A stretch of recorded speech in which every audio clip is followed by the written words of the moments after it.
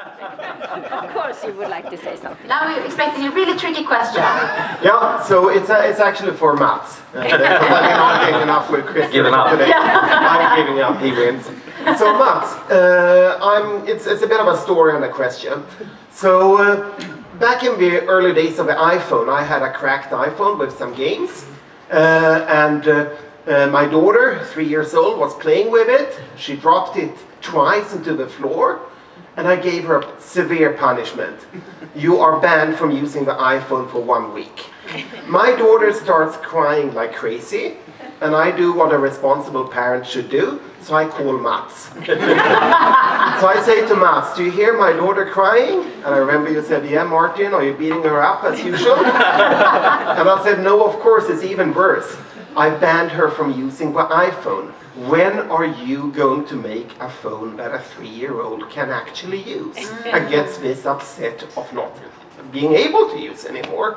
So my question is, when did you realize the iPhone was going to win? It's a very good question. Obviously now is the time. First I was the site manager and I was the spokesperson for Ericsson in Lund. So those days I had very big problems to tell what I really, I paid to say some specific words those days, but that is history now.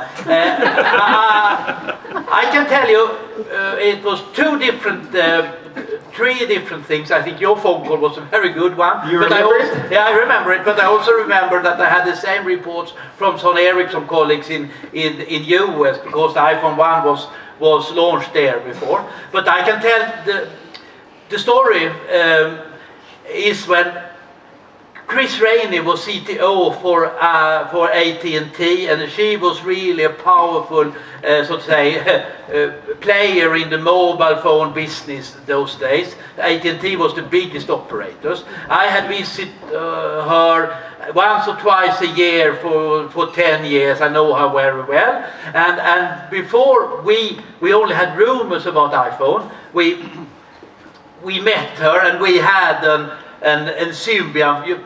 They say like this, those days they had a specific division how the price of a phone, how high it could be priced, and then we showed them.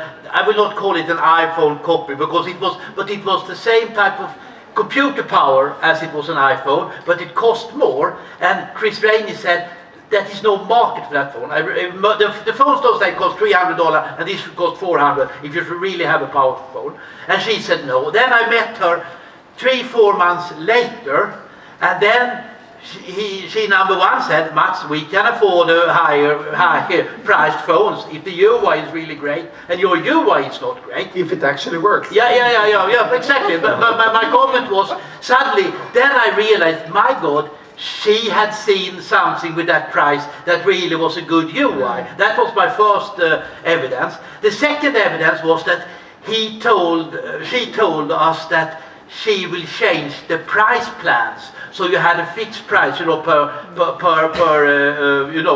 not per gigabyte, but it was per month, a fixed price.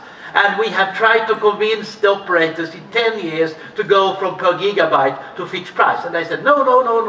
And suddenly she told us she will change the price points and the way of how to price the product. But it will be for one product, and I can't tell you what that product is. Then I realized we lost the game. You have to admit you were disrupted, Mats. Yeah, exactly. Yeah.